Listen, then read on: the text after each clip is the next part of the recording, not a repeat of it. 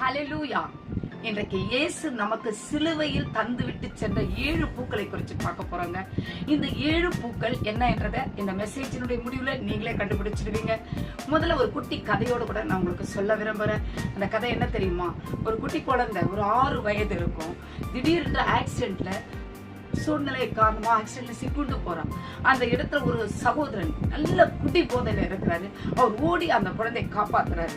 அந்த குழந்தையுடைய தாய் தகப்பன் சொல்றாங்க, ஏன்பா இவ்வளவு போய் காப்பாத்தின, இவ செத்து தொலைஞ்சா நல்லா இருக்கும் அப்படின்ட்டு அந்த மகனை பார்த்து சொல்றாங்க. ஆனா அந்த மகன் போதை தெளிந்து, இந்த குழந்தையை நான் காப்பாத்திக்கிறேன், என் கையில கொடுங்கன்னு கூட்டிட்டு வீட்டுக்கு போயிடுறாரு. நாளடைவுல என்ன ஆகுது தெரியுமா?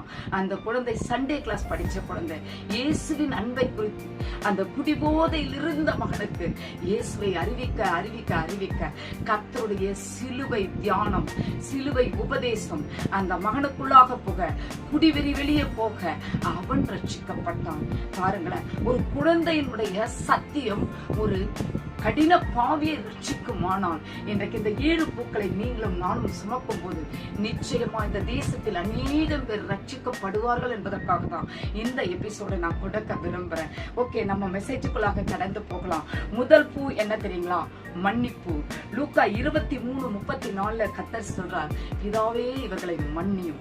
இன்றைக்கு கொஞ்சம் யோசிச்சு பாருங்களேன், நம் ரிலேஷனுக்குள்ள, நம் குடும்பத்துக்குள்ள மன்னிக்க முடியாத கசப்பான பூக்கள் எத்தனை கையில வச்சிருப்போம். நிஜமாவே சொல்றான், நீங்க மன்னிச்சீங்கன்னா அந்த இடங்கள் எல்லாம் பூக்களாய் மலர ஆரம்பிச்சிடும், நறுமண வாசனைகள் வரும். அப்போது பாக்குறவங்க எல்லாம் இவர்கள் அல்லவா கிறிஸ்தவர்கள் என்று சொல்வாங்க. இந்த மன்னிப்பு என்ற பூவை நம்ம வச்சிருக்கிறோம். ஒரு செகண்ட் சிந்திக்கலாமா? நெக்ஸ்ட் பாருங்க, அதே லூக்கா 23:43 ரட்சிப்பு என்ற பூ கர்த்தர் நமக்கு தர விரும்புறாருங்க. அந்த பரதேசியில் நீ இன்று என்னோடு கூட இருப்பாய் என்று ஒரு பாவிக்கு தான் இயேசு சொன்னாரு. நல்லா யோசித்து பாருங்க. நீங்க அந்த ரட்சிப்பை கனிவோடு அன்போட கொண்டு போய் அவர்கள் கரத்துல சத்தியம் என்ற வார்த்தை மூலமா கொடுக்கும் போது நம்முடைய வார்த்தையினாலும் அன்பினாலும் கட்டாயமா அந்த பரதேசியில் சேர்க்கிற பாக்கியத்தை, ஸ்லாகியத்தை அவர்களும் பெற்றுக்கொள்வார்கள். நாமும் சந்தோஷம் அடையலாமே. அடுத்ததாக யோவான் 19:26-27 அதோ உன் தாய், அதோ உன் மகன். இன்றைக்கு எத்தனை பிள்ளைகள் இயேசுவை உண்மையான தகப்பனாய் அறியாது ரட்சிப்பின்றி கிடக்கிறாங்க. அவர்களுக்கெல்லாம் தாயாய், தகப்பனாய், சகோதரனாய், சகோதரியாய் இன்றைக்கு இயேசு நம்மளை தாங்க விட்டுட்டு போயிருக்கிறாரு. அன்றைக்கு ஒரு தாய் ஒரு சகோதரனை விட்டாரு. இன்றைக்கு அநேகம் பேர் தேசத்துல உட்கார்ந்திருக்கோம். எதற்காக தெரியுமா? இயேசுவின் அன்பை அநேகருக்கு இப்பேற்பட்ட உறவுகளாய் கொடுப்பதற்காக. 4வது வார்த்தையாக மத்தேயு 27:46 இயேசு வேதனையோட சொல்றாருங்க, என் தேவனே, என் தேவனே. தவிப்பு. இன்றைக்கு தவிக்கிற சின்னங்கள் எத்தனை பேர் தேசத்துல இருக்காங்க தெரியுமா? மெய்யான வழி எது என்று தெரியாம நீங்களும் நானும் ஒரு நேரத்துல தவிச்சோம். அன்றைக்கு நமக்கு இந்த தவிப்பின் பூவை தளர்த்து நல்ல ஒரு பாதையை காண்பிப்பதற்கு யாருடைய செபங்கள் உதவினதோ நமக்கு தெரியாது, யாருடைய கண்ணீர் உதவினது நமக்கு தெரியாது. இன்றைக்கு அப்படி தத்தளித்துக் கொண்டிருக்கிற மற்றவர்களுக்கு நம்முடைய தவிப்பு என்ன, எந்த பூவை நாம் கொடுத்து கொண்டிருக்கிறோம்? தெய்வ சமூகத்துல நாம் அப்பேற்பட்ட பூக்களை கொடுக்க கொடுக்க, கண்ணீர் சிந்த சிந்த, ஜெபிக்க ஜெபிக்க, முழங்கால் போட போட தவித்துக் கொண்டிருக்கிற ஜனங்களை கர்த்தர் காப்பாற்றி தன் பக்கமாய் இழுத்துக் கொள்ளுவார். அடுத்ததாக யோவான் 19:28 நான் தாகமாய் இருக்கிறேன் என்று சொல்றார். என்னங்க, இயேசுக்கு தண்ணி தாகமா எடுத்தது? யோசித்து பாருங்க. சிலுவையில கூட அவர் யோசித்தது என்ன தெரியுமா?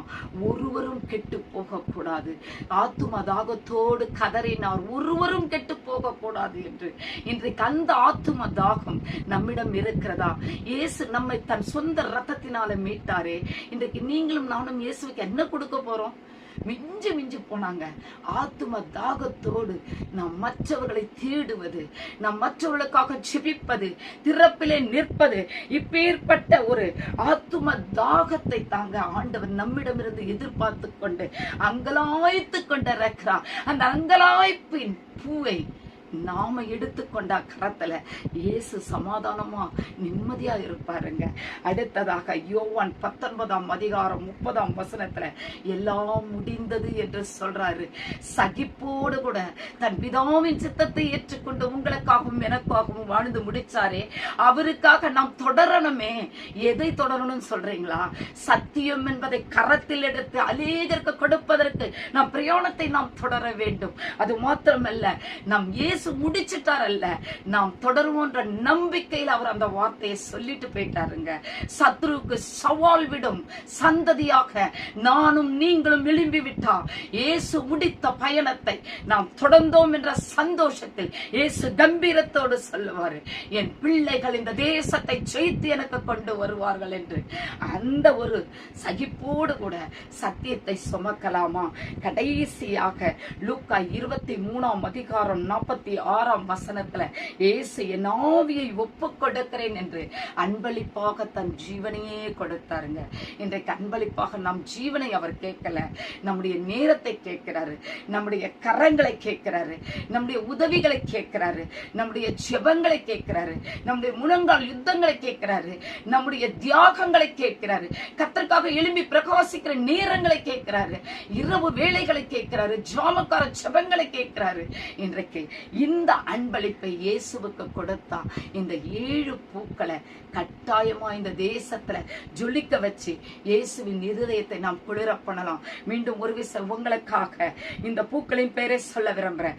முதல் பூ மன்னிப்பு, 2வது ரட்சிப்பு, 3வது அன்பு, 4வது தவிப்பு, 5வது அங்கலாய்ப்பு, 6வது சகிப்பு, 7வது அன்பளிப்பு. எத்தனை பேர் இயேசுவுக்காக இந்த அன்பளிப்பின் பூவில் 6 பூக்களை மறைத்து தேசத்துக்கு கொடுத்து இயேசுவுக்காக எழும்ப விரும்புறீங்க? சிங்கலாமா?